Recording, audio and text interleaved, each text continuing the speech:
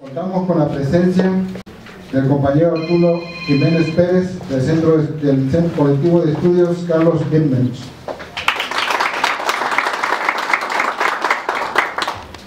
También con la presencia del compañero Marco Leonel Posada de la Federación de Socialistas y Comunistas de México. El compañero Rubén Sarabia Simitrio de la Unión Popular de Vendedores Ambulantes del 28 de octubre. También el compañero Hermenegildo Torres Cruz del colectivo de Poder Popular José María Morelos y Pavón de Izquierda Democrática Popular.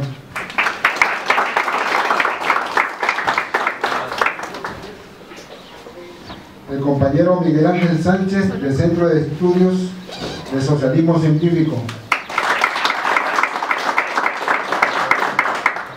El compañero Moley Maza Ontiveros del Partido Comunista de México Marxista-Leninista. El compañero Carlos Razo de la Conferencia Volver a Marx. En un día especial que es el aniversario del manifiesto del Partido Comunista. Para nosotros el manifiesto es un documento programático que contiene las aspiraciones, los cómo y los porqués que los proletarios tenemos que entender para poder lanzarnos hacia una revolución socialista. Nosotros creemos que el sujeto histórico de la próxima revolución en nuestro país, por necesidad, debe ser el proletariado. La primera reflexión que podemos compartir todos es que el Manifiesto Comunista es un documento, dada su importancia, que requiere ser cuidadosamente leído, cuidadosamente reflexionado, en un intento de encontrar su esencia, profundizar sus contenidos y rescatar lo que parezca vigente. Lo planteaba bien Rosa Luxemburgo: socialismo o barbarie, es decir, no está escrito. Constituye un trabajo maravilloso, excepcional de Carlos Marx cuando describe las condiciones de su tiempo, del siglo XIX. Desafortunadamente, y aquí puede haber algunas discrepancias, Marx y Engels se refieren a Europa y a los trabajadores de Europa. Dejaron de lado algunas otras cosas que nos faltan de revisar. Pero sobre todo, esa reflexión, este análisis que hacen acerca de la condición del capitalismo en el siglo XIX y el aporte que le significó la revolución industrial, lo que se consideraba la modernidad. En el siglo XIX la humanidad, los hombres y mujeres pensantes estaban seguros de que con la ciencia se resolverían todos los problemas de la humanidad. Esa era una certeza. Por lo tanto, lo que había que hacer es impulsar, reforzar todas esos cuerpos del conocimiento. El mundo, el universo, podía ser conocido desde la ciencia y podía ser transformado desde la tecnología. Todos los problemas de la humanidad resueltos desde la ciencia y la tecnología. Pero carambas, al comenzar el siglo XX, 1900, aparece la teoría cuántica y nos dice: tranquilos, calmados, la cosa no es tan fácil como pensábamos. Entonces se comienza a declarar que la ciencia es necesaria, pero no suficiente para explicar el mundo. El futuro de la humanidad podrá ser de redención, podrá ser mejor, podrá significar la sobrevivencia de la especie humana si hay revolución social. La barbarie no está en nuestra agenda. Algunos han denostado del marxismo, lo han abandonado sumándose al coro de los imperialistas de decir que el comunismo está muerto y enterrado.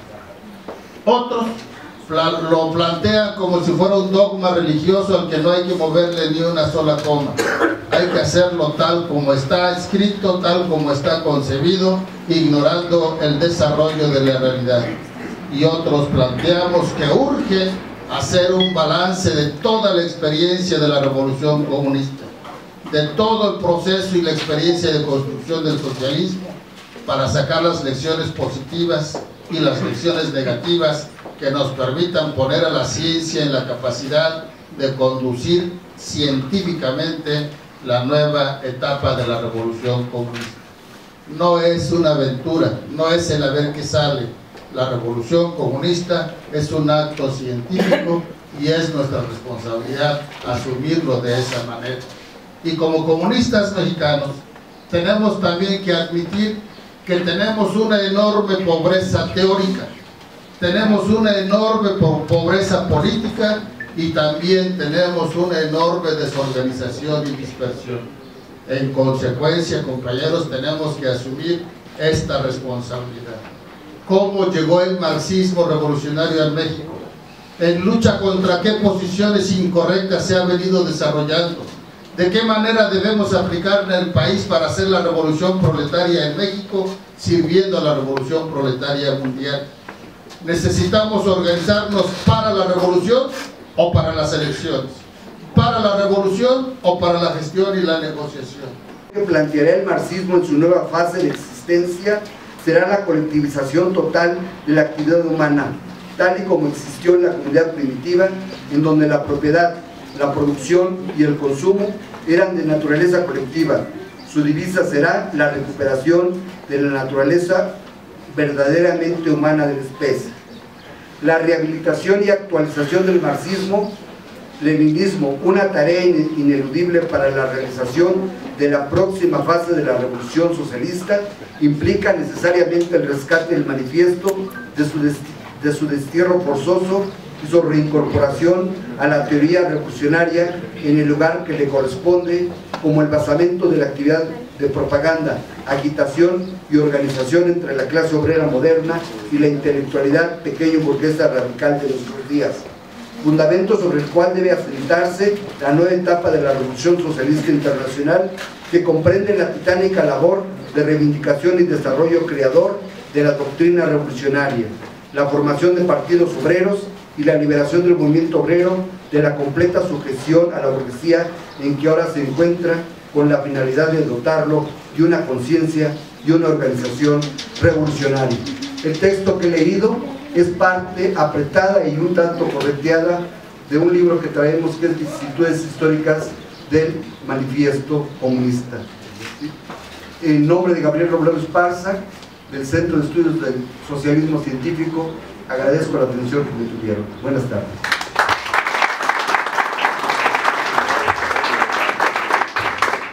A nosotros se nos juntan también varios aniversarios. En los primeros días de marzo cumplimos 36 años como Partido Comunista de México marxista-leninista, y también aquí estamos haciendo esa celebración. Se cumplen 61 años de la muerte del camarada Stalin, que para nosotros es uno de las piezas fundamentales para comprender el comunismo en el futuro y comprender la historia del movimiento obrero y la historia del movimiento comunista.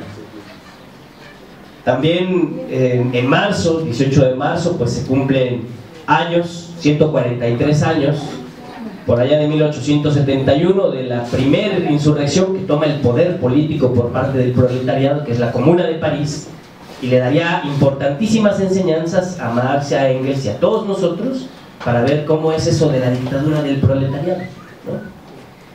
Se cumplen también 20 años de la fundación de la Conferencia Internacional de Partidos y Organizaciones Marxistas-Leninistas, de la cual nuestro partido forma filas a nivel del movimiento comunista internacional marxista-leninista.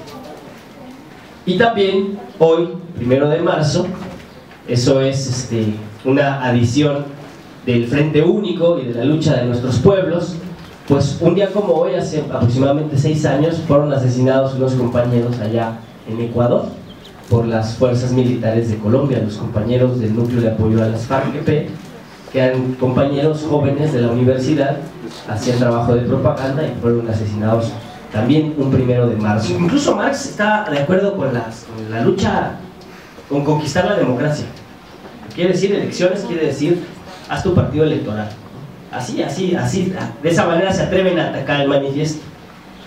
Por ejemplo, también una de las tesis centrales es Marx se circunscribió a Europa. Y es más, posteriormente a Inglaterra y al capitalismo específicamente del siglo XIX, ¿no? Entonces, bueno, vamos viendo, efectivamente es el mundo, la época que le tocó vivir. La pregunta es, esas ideas no son ideas que trascienden el desarrollo histórico, el capitalismo. Sabemos que el capitalismo cambia y ha cambiado. Sabemos que cada crisis, necesariamente el capitalismo se reconfigura. Incluso la existencia mismo del capitalismo es una crisis civilizatoria. ¿No decía Marx en el manifiesto? Hay un exceso de civilización. El capitalismo significa demasiada civilización, tanta civilización que destruye a la humanidad, ¿no? La crisis civilizatoria no empezó ayer ni antier, ni con la crisis del 2008, empezó con el capitalismo. Pero se ha estado desarrollando y ha acumulado una serie de problemas que es importante resolver, ¿no? Hay que tomar el poder político mediante la revolución, que es violenta, y la toma de ese poder político requiere de su partido, de su organización, y que se cree, pues requiere también de su dictadura. Y llegamos a uno de los centros, tal vez el centro de los centros, porque ahí sí, muchos, incluso del movimiento socialista, que Marx y Engels dicen, no socialista, comunista, y explica también por qué. Dicen, pues es que la dictadura del proletariado es algunos dicen se la inventó el Lenin, ¿no? Otros dicen, no, se la inventó el perverso de Stalin. Y otros dicen, no, pues quién sabe de dónde la sacaron, ¿no? Lenin es el bueno, Stalin es el malo, ¿no? Pues no, resulta que en el manifiesto está planteada, aquí ya se hizo la cita textual, se habla la clase obrera convertida en Estado, organizada para la dominación de clase y la violación despótica del derecho burgués. A eso se le dice dictadura.